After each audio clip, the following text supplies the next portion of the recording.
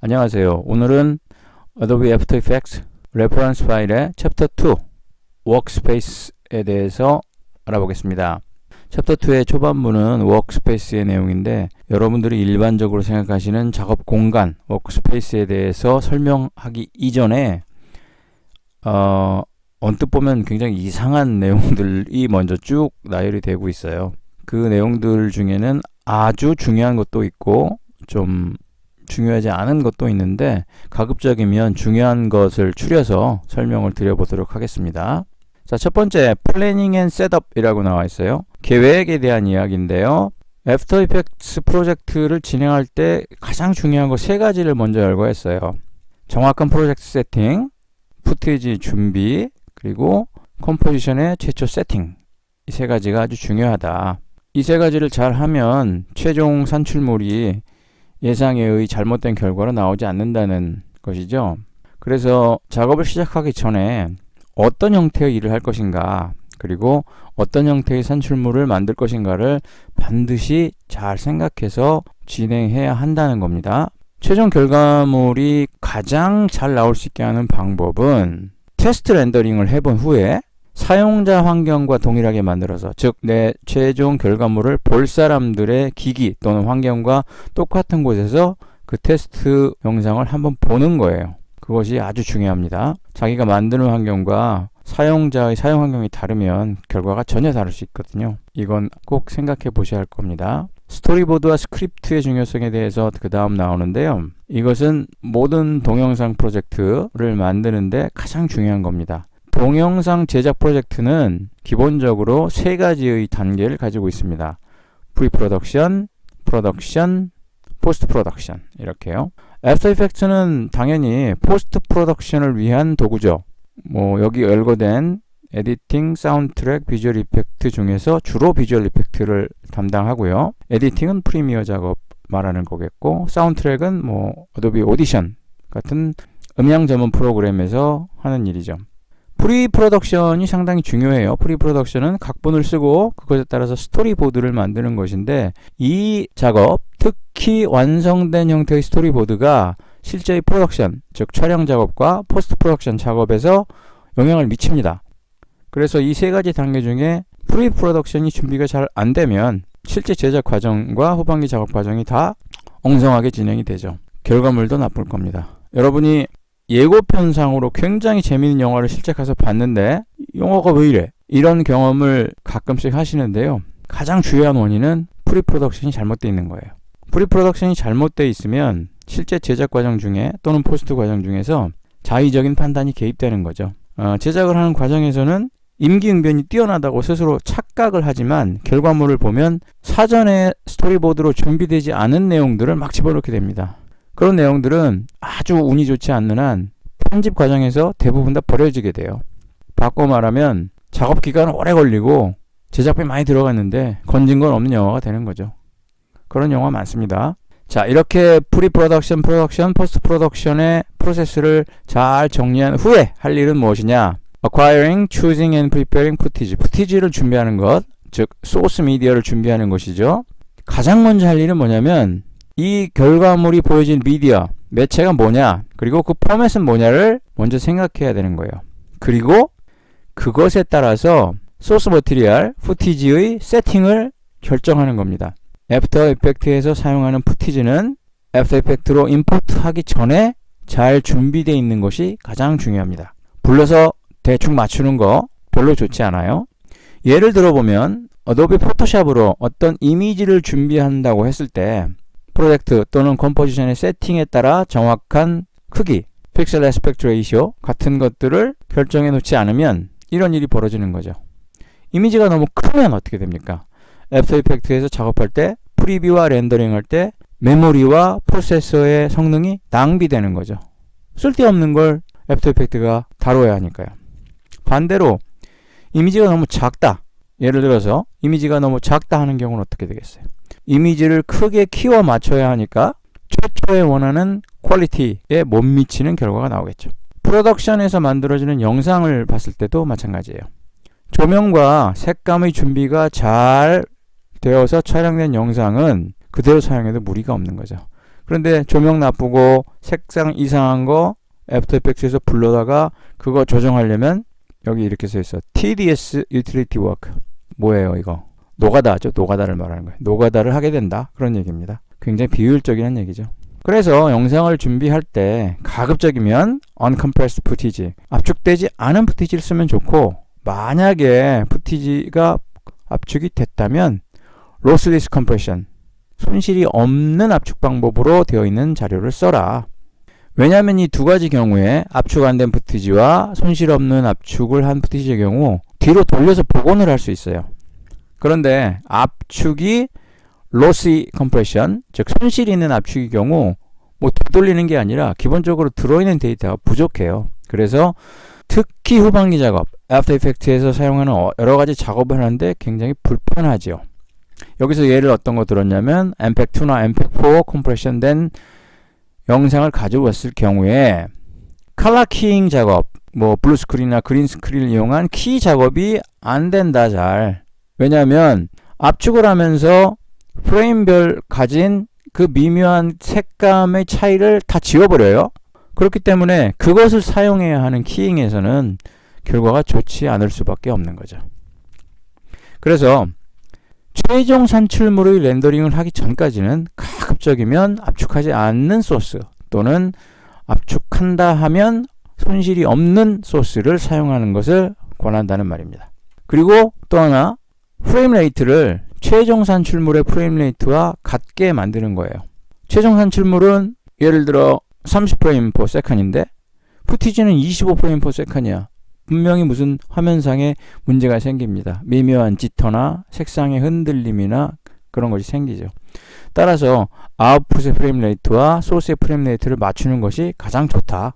유튜브 영상을 만드는 경우에는 25프레임 per second으로 소스도 만들고 렌더링도 하고 올릴 때, 업로드할 때도 그렇게 하는 것이 좋다. 뭐 이런 것이죠. 어떤 형태의 작업을 할 것인가는 프로덕션 과정, 영상 촬영에서도 실제로 영향을 끼치죠. 만약에 모션 트래킹을 할 것이다라면 어떻게 하겠어요? 출연한 출연자에게 각 관절 포인트 같은 것에 그린이나 블루색 공을 달아가지고 그 움직임을 추적하게 하는 거, 얼굴이나 신체 부분에 선을 그어놔서 선의 움직임을 가지고 트래킹할 수 있는 거, 이런 것들. 우리가 아바타의 제작 현장의 영상에서 많이 나왔죠. 그런 것들이. 그래서 다시 한번 위로 돌아가면 Plan your work. 당신의 일을 계획을 세울 때 프로젝트 세팅 잘해야 되고 후티지 준비를 잘해야 되고 컴포지션 세팅을 잘 만들어야 한다. 그리고 제작하고자 하는 일이 어떤 거고 산출물이 어떤 것인가 이것을 유기적으로 이해하고 있어야 프리프로덕션, 포스트 프로덕션 그리고 프로덕션이 다 일관되게 제대로 진행된다는 겁니다. 프로젝트 세팅은 세 가지 중요한 결정이 있다. 시간이 어떻게 표시되는 것인가, 초당 프레임 수를 언급하는 겁니다. 컬러 데이터가 어떻게 다뤄질 것이냐, 애프터 이펙트에서 사용하는 컬러 세팅이나 이런 것을 조정 안 하고 그냥 사용하는 경우가 많아요. 프리셋 같은 거. 물론 그렇게 해도 큰 문제가 생기지는 않는데요. 만약에 재생 매체 미디어와 또는 파이널 아웃풋 산출물이 특정 형태로 배포되고 보여져야 한다면 컬러 세팅 같은 것도 맞춰줘야 하는 경우가 있습니다. 그리고 세 번째로 뭘 언급했냐면 오디오의 샘플링 레이트에 대해서 언급했죠. 이것은 간단히 얘기하면 이런 거예요. 현재 저는 곰캠으로 화면을 캡처하고 있는데요. 여기에 오디오 세팅하고 제 PC의 윈도우 10 오디오 세팅이 맞춰져 있습니다. 뭐 몇 비트, 비트레이트 얼마, 몇 kHz 뭐 이런 표시 있죠. 192니 24비트니 이런 것들 그걸 맞춰줘야 돼요. 맞춰주면 오디오의 문제를 확연하게 줄일 수 있습니다. 이건 나중에 그 부분에 가서 다시 한번 설명드리고요. 어쨌든 이 세 가지 시간 표시 방법, 색상 관리 방법, 오디오의 샘플 레이트 이 세 가지가 중요하다. 특히 컬러 세팅을 어떻게 맞추는가는 중요하다. 이것은 언급할게요. 컬러 세팅, 컬러 매니지먼트를 잘 하면 여러분이 프로젝트를 만들 때 보는 색상과 최종 산출물을 보는 관객의 색상이 같으니까 그게 가장 좋겠죠. 뭐 실제로 이런 경우는 드물지만 이런 거죠. 프로젝트 세팅을 하고서 나중에 봤더니 관객들은 전부 다 생맹이더라. 그럼 어떻게 되겠어요? 분명히 제작자가 원한 결과와 관객들이 보는 건 다르죠? 다르게 될 거예요. 이건 극단적인 예이지만 이런 예도 있죠. 기술적으로 보면 오줌 맥정이라고 부르는 약간 누런색 LCD. 어떤 회사 직원들한테 이걸 나눠줬어. 모바일 기기, 태블릿을 나눠줬는데 우연히 전부 오줌 맥정이야. 그러면 노란색이 더 튀게 나오겠죠. 만약 타겟 고객이 오로지 그 사람들이라면 일반적인 컬러 세팅으로 만들면 색깔이 이상하게 보일 것이고, 그 관객들은 자신의 기계가 문제가 있는 건데도 불구하고 이거는 영상의 색상이 이상해 이렇게 받아들일 겁니다. 그런 측면에서 언급을 하는 거예요. 자, 여기 구체적인 내용이 나와 있는데요. 컬러 뎁스 인디케이터 프로젝트 패널의 아래쪽에 있는, 그러면 컬러 데이터의 관리 방법을 맞춘다. 이게 무슨 의미인지 와닿지 않는 분도 계실 텐데요. 먼저 사전 지식으로 이걸 한번 보죠. 프로젝트 세팅의 컬러 뎁스를 선택하는 창을 보면 8bpc, 16bpc, 32bpc에서 선택을 할 수 있게 되어 있어요. bpc는 뭡니까? 비트 퍼 채널, 채널당 8비트의 정보를 갖고 있다. 우리는 컬러에서 RGB 채널 3개의 채널을 쓰고 채널당 8bpc면 이렇게 되는 거예요. RGB 3채널을 쓰니까 8bpc는 24비트 컬러, 24비트 색상을 사용하는 것이고, 그보다 더 높은 거 16bpc는 그 곱하기 3 더 다양한 형태의 컬러 뎁스 정보를 갖고 있게 된다, 이런 거죠. 일반적으로 우리는 8bpc, 즉 24비트 컬러를 사용하기 때문에 이것에 대해서 신경을 안 쓰죠. 그러나 좀 더 고급 작업, 좀 더 많은 데이터를 사용하는 작업에서는 16bpc나 32bpc도 사용한다. 그리고 이러한 자료를 사용하면 보다 많은 컬러 작업이 가능하다. 컬러 그레이딩 작업을 할 때 아주 필요하다, 이런 거죠. 알고 계시면 도움이 됩니다. 무슨 얘기냐? 애프터 이펙트에서 여기 보시면, 여기 보이세요? 8bpc 이렇게 써 있네요. 8bpc per 채널 컬러 세팅에 눌러보시면 목록이 나오죠. 16bpt per 채널, 32bit per 채널 이렇게 선택을 할 수 있게 되어 있어요. 그냥 유튜브만을 타겟으로 하면 8bits per 채널 써도 아무 문제 없습니다. 그런데 컬러 그레이딩 작업을 할 소스를 만든다, 아니면 마스터링 스튜디오를 보내서 컬러 그레이딩을 의뢰해야 된다, 그러면 8bits per 채널은 부족합니다. 이거에서 분명히 알아두시면 좋겠어요. 그리고 지금 워킹 스페이스라고 눌러보니까 엄청난 리스트가 나와요. 엄청난 리스트가. 이건 뭐냐? 실제로 우리가 PC 환경 이런 거 보면은 이거 처음 들어보는 것들도 되게 많을 거예요. 컬러 게럿 또는 감마 수치, 또 여러 가지 다른 용어로 표현되는 컬러 세팅에 대한 것들인데, 무슨 얘기냐면 애프터 이펙트가 지원하는 컬러 세팅 프로파일이 이렇게 많다는 거예요. 전에도 가끔 언급했지만 아리, 카메라 회사인 아리에서 만든 소스는 아리에서 제공하는 이런 다양한 형태의 컬러 세팅, 컬러 게럿이라고 불리는 컬러 세팅을 사용한다, 이거죠. 아마도 카메라 기종에 따라 컬러 세팅이 다른 걸 나타낼 겁니다. 심지어 제가 사용하는 벤큐 EW2740L 모니터의 컬러 세팅도 나오는 거예요. 이게 무슨 얘기예요? 벤큐 모니터에서 최대한 원본 소스와 같은 색상을 보이게 하려면 이걸 써라, 뭐 이런 거예요. 그 밑에 뭐 후지필름의 어떤 필름을 사용했을 때는 어떤 걸 써라, 아주 다양하게 이렇게 나옵니다.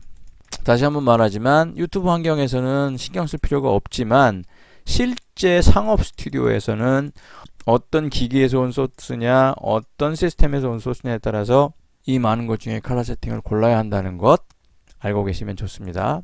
그냥 일반 유저, 아마추어 유저들은 넌 선택하면 돼요. 이 정도까지만 알면 될 것 같습니다. 너무 깊숙이 알아도 머리 아프죠. 자, 그 다음에 컴포지션 세팅이 나오네요. 컴포지션 세팅. 프로젝트에서 세팅을 했으면 그 다음에 중요한 건 컴포지션 세팅을 하는 거죠. 단축키는 컨트롤 K였어요. 프로젝트를 준비하고 푸티지를 불러오면 그런 푸티지들을 어떻게 합니까? 컴포지션 상에 레이어로 쭉쭉쭉쭉 쌓게 되겠죠. 그래서 그 레이어에 애니메이션을 적용하거나 아니면 크기, 위치, 오페시티 같은 속성들을 조정하거나 키프레임 애니메이션을 한다는 얘기죠. 또는 효과, 에펙트들을 적용하거나 하는 작업을 하게 됩니다.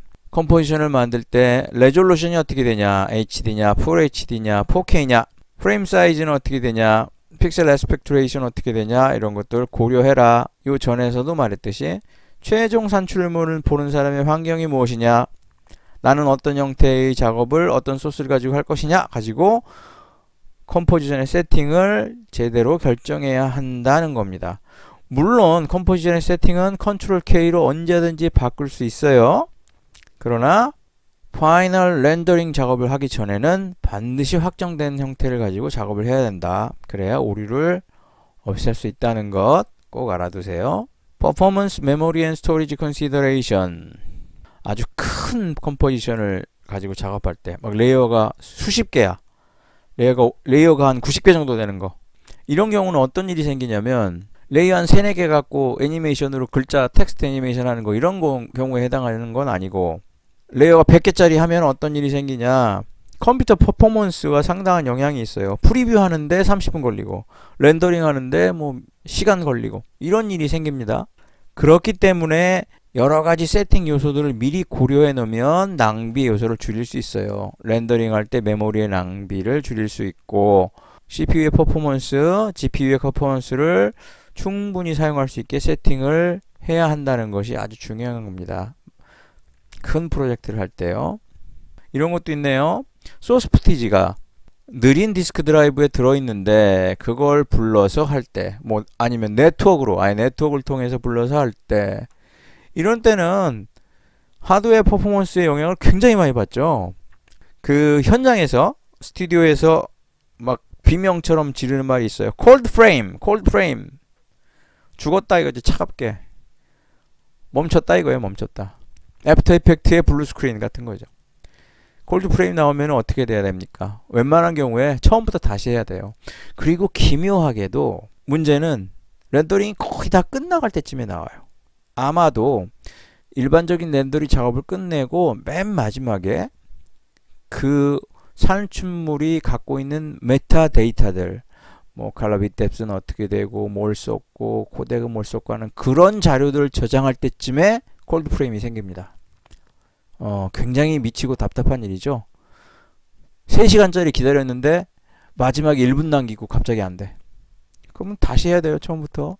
렌더링은 프리뷰가 아니잖아요. 렌더링은 한 덩어리로 나오는 거니까.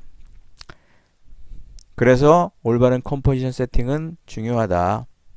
자, 다음에 Planning for Playback on Computer Monitors and Mobile Device. 자, 이번엔 사용자 측면이죠. 사용자가 사용하는 모니터의 종류. 아까 오줌액정 얘기했었죠?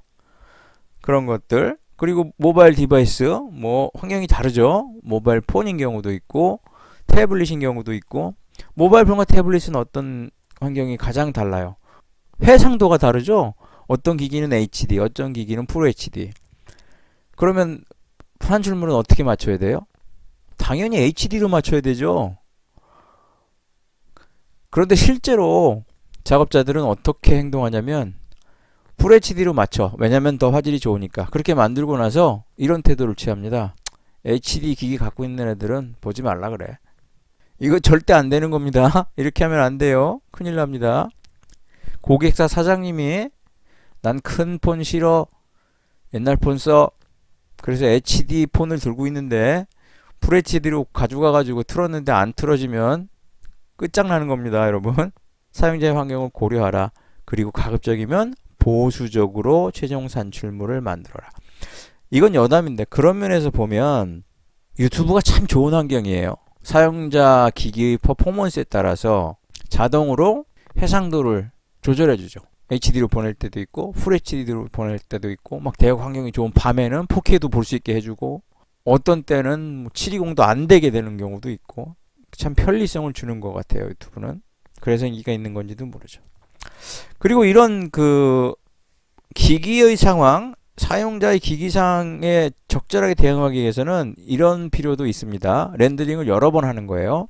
4K도 만들고 FHD도 만들고 HD도 만들고 더 작은 것도 만드는 거, 뭐 미디어용, 웹용 만들고, 이런 작업을 할 때 굉장히 편리한 게 뭐냐면 미디어 엔코더 CC, 여기에는 프리셋을 다른 거 유지하면서 뭐 해상도만 바꾸는 기능, 그래서 이걸 프리셋으로 다시 개인 저장할 수 있는 기능이 있기 때문에 아주 편리하죠. 미디어 엔코더를 잘 사용하시면 아주 좋습니다. 제가 이전에 얘기했던 문제들을 이 프로그램이 해결을 다 해주는 거죠. 모바일 디바이스 얘기는 조금 전에 했던 것 같은 경우가 많이 있으니까 너무 그 최신 폰의 사양에 집착해서 거기에 맞추는 산출을 만들지 말아라.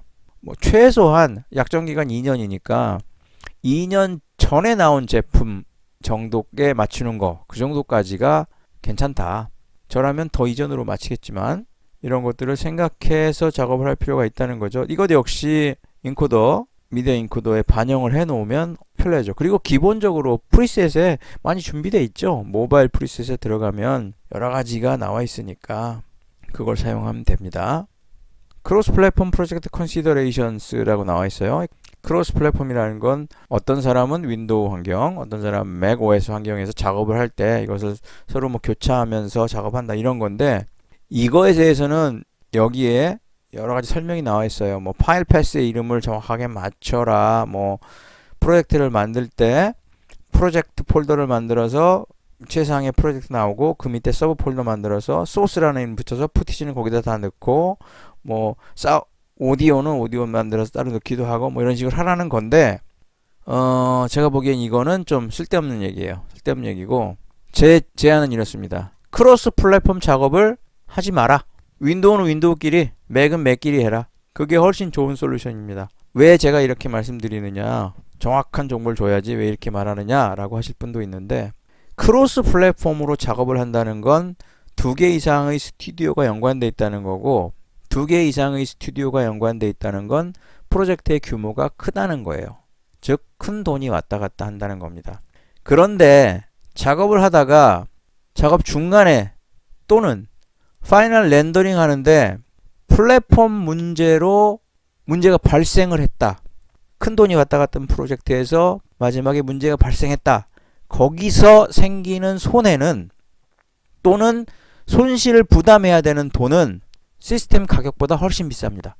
간단히 말하면 이런 거예요. 큰 돈이 들어가는 프로젝트인데 마지막에 프로젝트가 빠그라지면 거기 들어가는 손해 금액 또는 지체 보상금 금액이 아주 크다는 거예요. 하드웨어 가격보다 훨씬 크다는 겁니다. 더 간단히 말하면 이거예요. 1억짜리 프로젝트예요. 빠그라졌어요. 돈 2천만 원 물어줘야 돼. 그 돈으로 맥이나 윈도우를 사는 게 훨씬 싼 거예요. 간단하게 그렇게 정리하죠. 크로스 플랫폼을 할 만한 프로젝트를 하시면 장비를 통일시키기 위해서 사세요. 그게 훨씬 싼 방법입니다. 시간 있으신 분들은 설명 읽어보세요. 저는 그걸로 그냥 마무리하겠습니다. 자, 셋업 앤 인스톨레이션이 또 나왔는데, 제 생각에 이 부분은 레퍼런스를 여러 사람이 쓰다 보니까 또 이걸 누가 불쑥 끼워 넣은 것 같은 느낌이에요. 어쨌든 잠깐씩만 짚고 넘어가죠. 시스템 리퀘어먼트는 첫 시간에 설명을 했죠. 그리고 여기 보면 이런 게 나옵니다. 렌더 온리 인스턴스 오브 애프터 이펙트. 렌더팜에서 많이 사용하는 건데, 어도비 계정으로 애프터 이펙트를 하나 가지고 계시면 렌더링 전용으로 다른 기기에 그것을 또 한 번 설치하실 수 있어요. 그래서 거기에서는 렌더링만 한다, 뭐 그 절차가 이렇게 나와 있습니다. CC에 뭐 아이디를 갖고 인증을 받고 뭐 그런 과정들이 있는데, 차근차근 따라 하시면 될 거예요. 액티베이션, 디액티베이션에 대한 이야기도 나오고요.